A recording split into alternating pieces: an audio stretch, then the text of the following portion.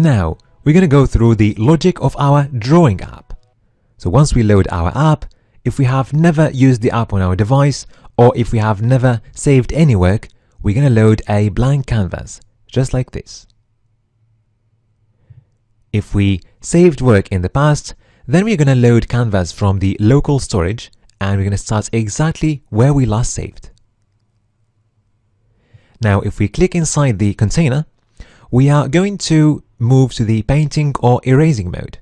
And once we start moving the mouse while holding the mouse key, we're going to be either painting or erasing. So if we are painting, we're going to draw a line using the input color and the width input. If we are erasing, then it's going to be a white line. And to be erasing, we're going to need to click on the erase button. So if we click on that button, we're going to activate the erase mode. And if we click on it again, we are going to deactivate the erase mode and go back to the painting mode.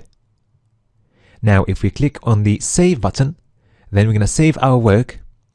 And if we start again, we're going to start exactly from here.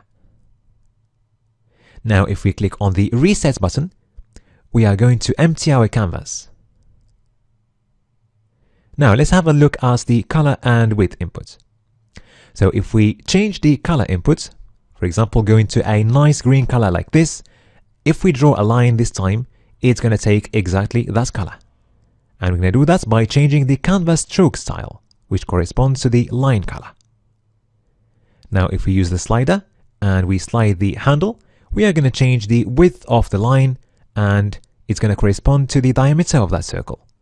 And if we draw a line, we're going to use exactly the diameter of that circle as the width of our line.